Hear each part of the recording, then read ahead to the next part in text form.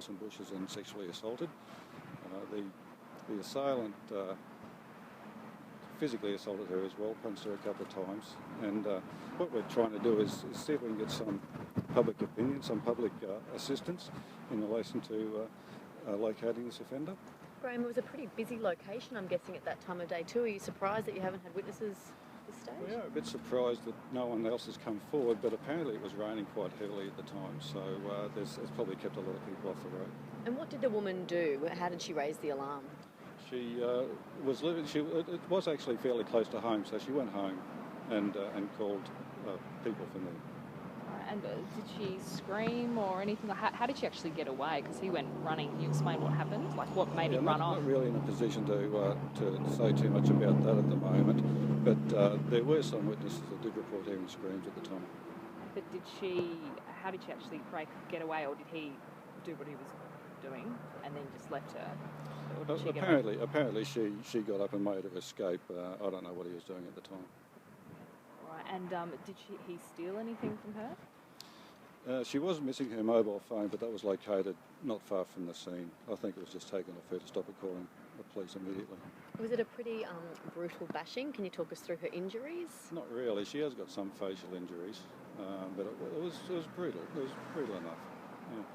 Cuts and scratches, or can you just explain what they were? Yeah, scratches, yeah. Scratches and cuts. And then, so she went home, or went to her neighbour's house, called the cops, and then the ambos were called. How did she get to hospital? Yeah, again, I'm not in a position to release those details at the moment. But obviously an investigation was commenced at that stage. The crime scene was identified and forensically examined.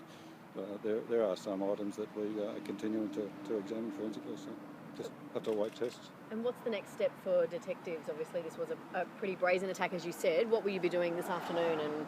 Well, this afternoon we're going to have some officers at the scene around the same time to see if we can identify people who walk past or drive past there regularly to see if anything was seen at all.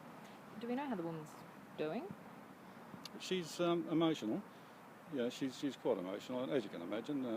And again, I'd ask for some sensitivity to be shown in relation to her. She doesn't want her identity revealed at this stage, so I'd ask her to be sensitive about that. But again, I am appealing for public assistance. Anyone who did see anything that may have related to this incident, or even was in that area around the 5:30 p.m. mark, please contact Carseldine CRB or Crime Stoppers.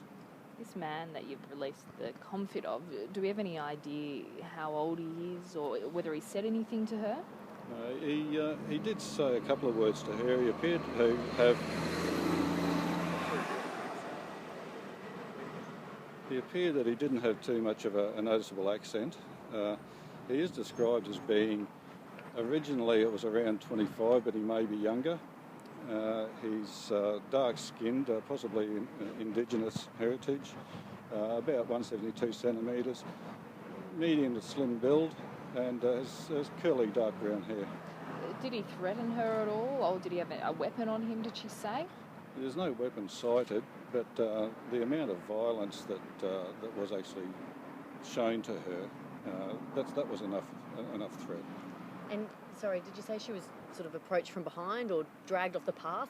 She was approached from behind and grabbed from behind and dragged off the footpath. So do you suspect he may have been waiting in that bushland for her, the bushes? It's possible. We're not in a position to comment on that. You were saying before it's brazen.